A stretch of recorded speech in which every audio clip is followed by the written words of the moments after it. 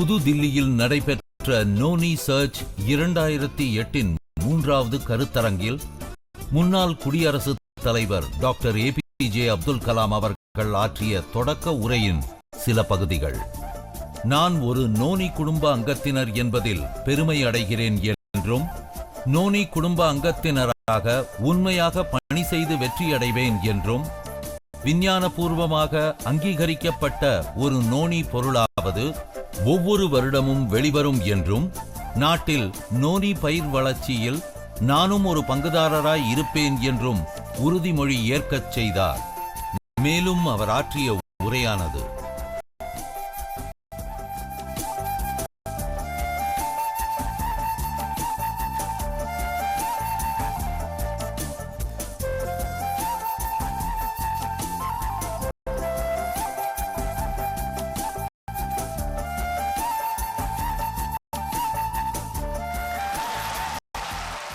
வணக்கம்.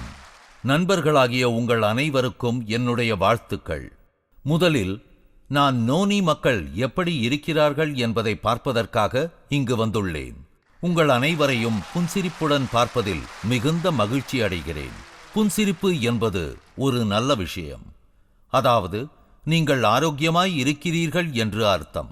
நோனி உங்களுக்கு உதவி செய்கிறது என்று நான் நம்புகிறேன். Professor P.I. Peter, chairman, health India laboratories, doctor Keerthi Singh, chairperson, உலக நோனி ஆராய்ச்சி நிறுவனம், டாக்டர் K.V. பீட்டர், இயக்குனர், உலக நோனி ஆராய்ச்சி நிறுவனம், எனது நண்பர் டாக்டர் பிரம்மா சிங் மற்றும் அனைத்து விவசாயி பெருமக்களுக்கும், ஆசிரியர்களுக்கும், பெருமரியாதைக்குரிய விருந்தினர்களாகிய உங்களுக்கும், உலக நோனி ஆராய்ச்சி நிறுவனம் ஏற்பாடு செய்துள்ள நோனி சர்ச் 2008 மூன்றாவது கருத்தரங்கில் பங்கேற்பது குறித்து நான் பெருமகிழ்ச்சி அடைகிறேன். கருத்தரங்கை நடத்துபவர்கள் நோனி ஆராய்ச்சியாளர்கள், விவசாய விஞ்ஞானிகள், மருத்துவ தொழில்நுட்பவியலாளர்கள், மருந்தியலாளர்கள், ஊட்டச்சத்து நிபுணர்கள், இந்த கருத்தரங்கில் பங்கு பெற வந்திருக்கும் விருந்தினர்கள் ஆகிய எல்லோருக்கும் என் வணக்கத்தை தெரிவித்துக் கொள்கிறேன். பேராசிரியர் P.I. பீட்டர் அவர்களின் மோனோகிராஃப் ஆன் நோனி பார்த்து கொண்டிருந்த போது ஒரு சுவையான செய்தியை பார்த்தேன். அதாவது, நோனியில் சக்தி வாய்ந்த ஆன்டி ஆக்சிடென்ட் குணங்கள் இருக்கின்றன. அது ஃப்ரீ ரேடிக்கல்ஸ் தாக்குதலில் இருந்து முக்கிய உறுப்புகளை பாதுகாக்கிறது. நோனியின் ஆன்டி ஆக்சிடென்ட் குணங்கள் அதனால் குணமாக்கப்படும். நோய் அதற்கு அடிப்படையான விஞ்ஞானபூர்வமான கருத்துகள், விஞ்ஞான பத்திரிகைகளில் வெளிவரும் கருத்துகள், இவை பற்றிய விவரங்களை சேகரிக்க வேண்டும் என்பது மிக அவசியம். இன்று நான் பேச எடுத்துக்கொண்ட தலைப்பு நோனி ஆராய்ச்சியில் உள்ள சவால்கள் என்பதாகும். பல நூற்றாண்டுகளாக நாட்டு மருந்தில் நோனி பயன்படுத்தப்பட்டு வந்திருக்கிறது. ஆனால் எந்த மருத்துவ முறையும் விஞ்ஞானபூர்வமாக அதை ஆராய்ந்து பார்க்கவில்லை. சீனா, சமோவா, ஜப்பான், தஹிதி ஆகிய இடங்களில் நோனியின் பல பாகங்களும் இலைகள், பூக்கள், பழங்கள், தண்டுபாகம், வேர்கள் டானிக்காக பயன்படுத்தப்பட்டு வருகின்றன. இது காய்ச்சல், கண், தோல் பிரச்சனைகள், ஈறுகள், தொண்டை பிரச்சனைகள், மலசிக்கல், வயிற்றுவலி, சுவாசக் கோளாறுகள் ஆகியவற்றை போக்க பயன்படுத்தப்படுகிறது. மலேசியாவில் இருமலையும் குமட்டலையும் போக்க நோனியின் இலைகள் சூடாக்கப்பட்டு மார்பின் மீது வைக்கப்படுகின்றன. இந்தோனேஷியாவில் ஆஸ்துமாவுக்கும் கீழ்ப்புற முதுகுவலிக்கும் சீதபேதிக்கும் நோனி பழம் உட்கொள்ளப்படுகிறது. நோனியின் காய்களை உடைத்து தூளாக்கி உப்பு கலந்து காயங்கள், எலும்பு முறிவு ஆகியவற்றுக்கு மேலே வைத்து கட்டுகிறார்கள். ஹவாயில் கட்டிகளில் உள்ள சீழை வெளியே எடுக்க பழத்தின் சாறு கட்டிகளின் மேலே தடவப்படுகிறது. நோனியின் காய்கள், இலைகள், வேர்கள் ஆகியவை மாதவிலக்கு பிரச்சனைகளுக்கு மருந்தாக கொடுக்கப்படுகின்றன. சிறுநீர் கோளாறுகளுக்கு மருந்தாக நோனியின் வேர் பயன்படுத்தப்படுகிறது. நோனி விதையில் உள்ள எண்ணெயில் லீனோலீக் அமிலம் அதிகமாக இருக்கிறது. இதனால் தோலின் மேலே பூசும்போது வீக்கம் குறைகிறது, முகப்பரு வீக்கம் குறைகிறது, தோல் வறட்சி அடையாமல் இருக்கிறது.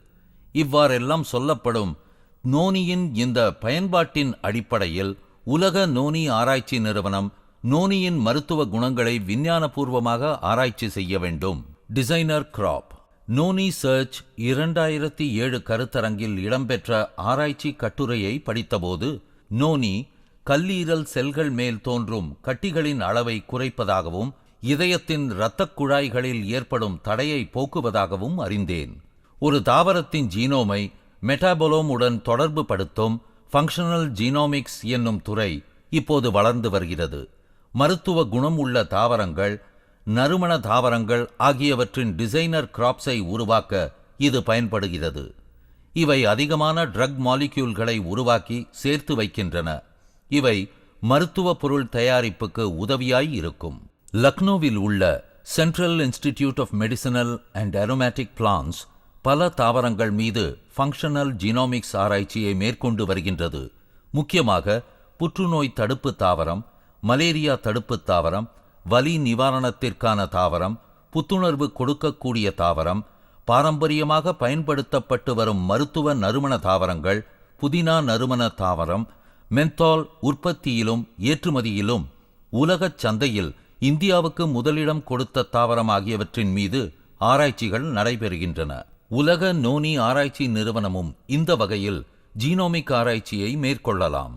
இந்தியாவின் எந்த பாகத்திலும் பயிரிடுவதற்கும் இணைப்பயிராக பயிரிடுவதற்கும் எரிபொருள் கொடுக்கும் வகையிலும் ஜீனோமிக் ஆராய்ச்சியை மேற்கொள்ள வேண்டும்.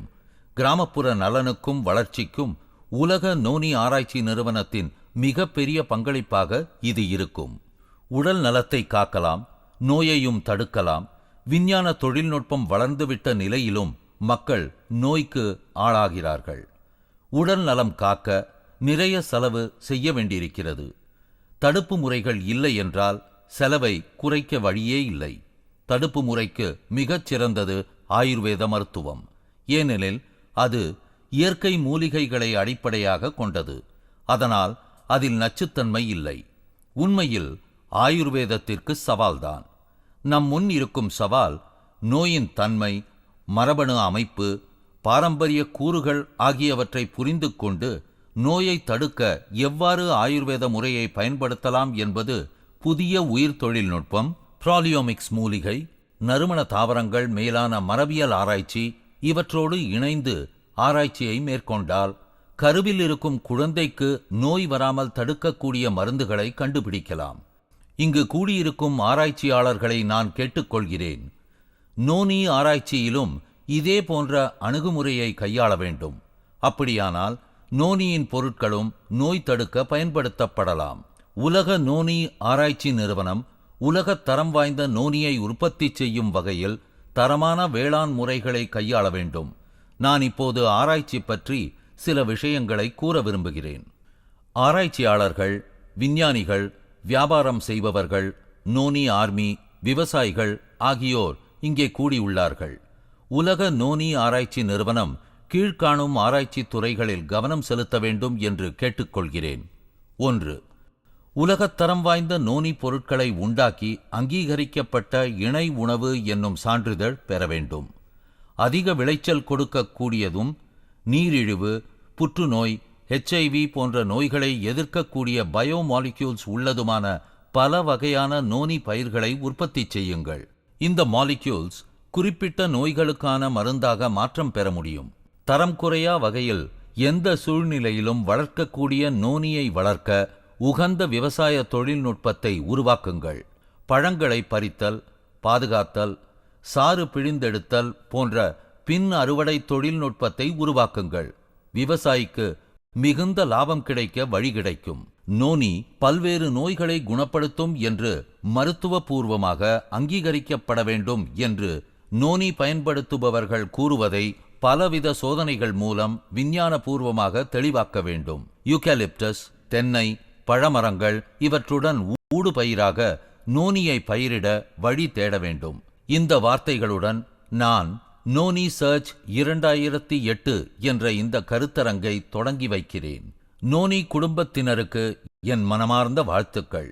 நோனி பொருட்களை பயன்படுத்தி நலமான இந்தியாவை உருவாக்க நினைக்கும் அவர்கள் கொள்கைகள் வெற்றியடைய வாழ்த்துகிறேன். கடவுள் உங்களை ஆசீர்வதிக்கட்டும்.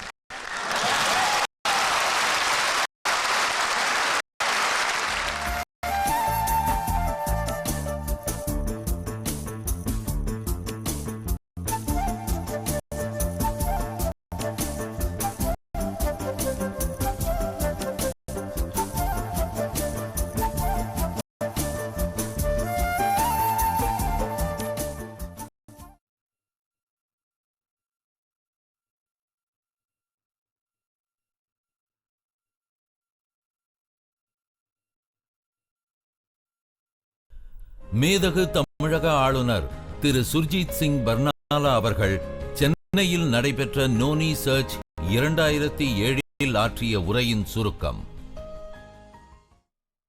இவ்வுரையை நிறைவு செய்வதற்கு முன் நான் குறிப்பிட விரும்புவது, இக்கூட்டத்திற்கு ஏற்பாடு செய்திருந்தவர்கள் 1 மாத காலத்திற்கு முன் ஓர் அழைப்பிதழுடன் என்னை அணுகியபோது ஒரு பாட்டில் நோனியையும் தங்களுடன் எடுத்து வந்திருந்தனர்.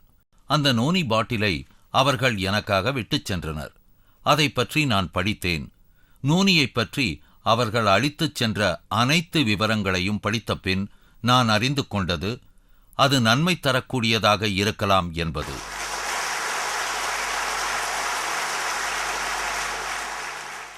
எனவே அதை நான் பயன்படுத்த துவங்கினேன்.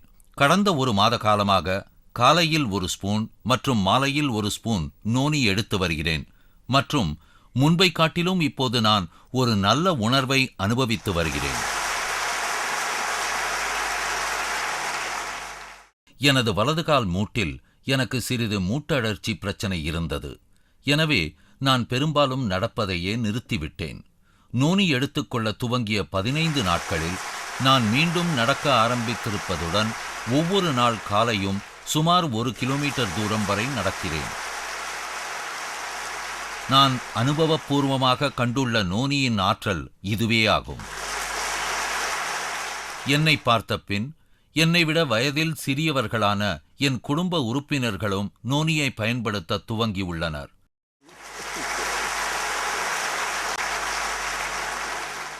அவர்களது உடல் நிலையில் நல்ல முன்னேற்றம் ஏற்பட்டுள்ளதை அவர்கள் உணர்ந்துள்ளனர்.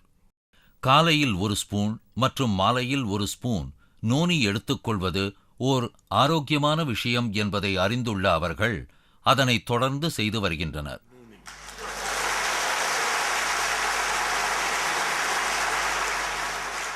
இப்போது இந்த நிகழ்ச்சிக்கு பின் நான் 4 நாட்களுக்கு ஒரு பயணம் மேற்கொள்ள இருக்கிறேன். பயணத்தின் போது என்னுடன் நோனியையும் நான் எடுத்துச் செல்லப் போகிறேன். நாம் இதுவரை அறிந்திராத நோனியின் ஆற்றல் அதுவேயாகும். எனவே இது மக்களின் கவனத்திற்கு கொண்டு வரப்பட வேண்டும். நோனி என்பது உண்மையில் என்ன மக்களுக்கு தெரியாது. மேலும் அவர் கூறியதாவது, தோட்டக்கலை ஆணையருடன் நான் உரையாடிக் கொண்டிருந்தபோது வடக்கே நோனியைப் பற்றி நாம் கேள்விப்பட்டதே இல்லை என்று கூறினேன். அதற்கு அவர், வடக்கே இது பயன்படுத்தப்படுவதில்லை, அங்கு தயாரிக்கப்படுவதும் இல்லை, எனவே அதை பற்றி யாருக்கும் தெரியாது என்றார். அப்படித்தான் நிலைமை உள்ளது. நீங்கள் அதை இங்கு உற்பத்தி செய்கிறீர்கள். நீங்கள் உற்பத்தி செய்யும் ஒரு மாநிலமாக உள்ளீர்கள். நீங்கள் உற்பத்தியாளராக இருப்பது மிகவும் அதிர்ஷ்டமான விஷயமாகும். நோனியின் தூதுவராக என்னை நீங்கள் கருத வேண்டாம். அந்த காரணத்திற்காக நான் உங்களிடம் பேசவில்லை. நான் என்னுடைய அனுபவத்தையும் மற்றும் என் குடும்ப உறுப்பினர்களின் அனுபவத்தையும் மட்டுமே, அதாவது நோனி மிகவும் சிறந்த ஒன்று என்ற கருத்தை மட்டுமே உங்களிடம் பகிர்ந்து கொள்கிறேன். உங்களுடன் எப்போதும் ஒரு பாட்டில் நோனியை நீங்கள் எடுத்துச் செல்ல வேண்டும். நீங்கள் எங்கு பயணம் செய்தாலும் மற்றும் நீங்கள் எந்த இடத்திற்கு சென்றாலும் அதனை தினசரி பயன்படுத்துங்கள்.